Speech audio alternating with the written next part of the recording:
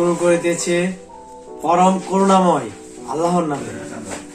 আজকে আপনাদের মাঝে নতুন একটা টপিক নিয়ে চলে আসছি, সেটা হলো কাঁচা ডিম। আজকে আপনাদেরকে কাঁচা ডিমের গুণাগুণ এবং কিভাবে খাবেন এই সম্পর্কে আপনাদের মাঝে আলোচনা করব। যদি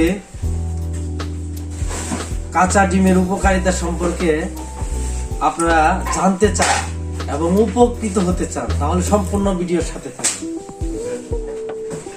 এই কাঁচা ডিম আসলে আমাদের অনেক উপকারী।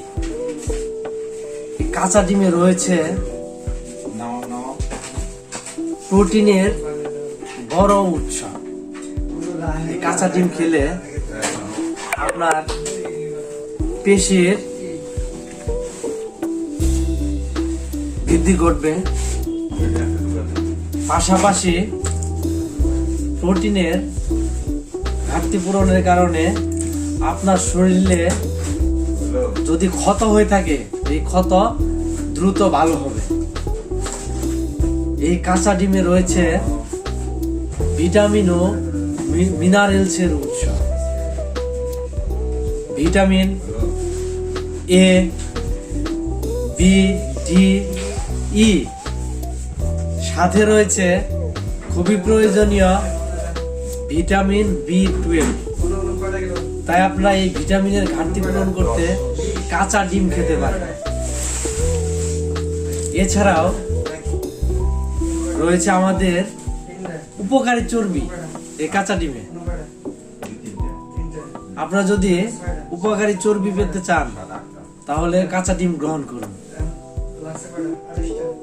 এছাড়াও কাঁচা ডিম আমাদের হরমোনের ভারসাম্য বজায় রাখতে খুবই গুরুত্বপূর্ণ ভূমিকা পালন করে। এতে থাকা অ্যামাইনো অ্যাসিড এবং প্রোটিন মিলে আমাদের হরমোনের ভারসাম্য বজায় রাখে। এ সকল যদি উপকারিতা আপনি পেতে চান তাহলে আপনাকে অবশ্যই কাঁচা ডিম খেতে হবে। কিন্তু কাঁচা ডিম খাওয়ায় যেরকম উপকারিতা আছে, কাঁচা ডিম খাওয়ার পদ্ধতি না জানলে তেমন উপকারিতাও রয়েছে। এই কাঁচা ডিমের উপরে থাকা নোংরা আবরণে ব্যাকটেরিয়া থাকে, ক্ষতিকর ব্যাকটেরিয়া। তাই কাঁচা ডিম খুবই সতর্কতার সাথে খেতে হবে। প্রথমে ভালো পরিষ্কার করে নিতে হবে এবং এটি ভালোভাবে খুলতে হবে পরিষ্কার করার পর। আমি কাঁচা ডিম খেয়ে আপনাদেরকে দেখাচ্ছি, আমি কাঁচা ডিম কিভাবে খাই আপনাদেরকে দেখাবো। আপনারা যারা যারা ডায়েট করতেছেন তাদের জন্য কাঁচা ডিম অনেক উপকারী।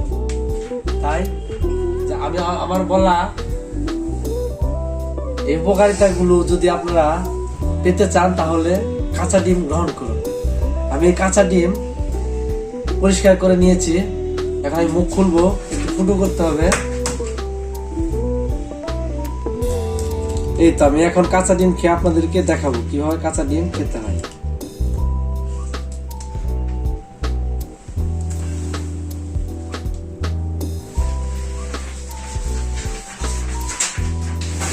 তাই বন্ধুরা যারা আমার এই ভিডিও দেখছেন, ভিডিওর সাথে ছিলেন, আপনারা এই উপকারী প্রোটিন, চর্বি, হরমোনের ভারসাম্য বজায় এবং ভিটামিনের উৎস যদি পূরণ করতে চান তাহলে অবশ্যই কাঁচা ডিম গ্রহণ করুন। যদি ভিডিওটি আপনাদের উপকারে আসে অবশ্যই আমার পাশে সাপোর্ট দিয়ে ভালোবাসা দিবেন। সকলে ভালো থাকবেন, সকলের জন্য অনেক অনেক শুভকামনা। আল্লাহ হাফেজ।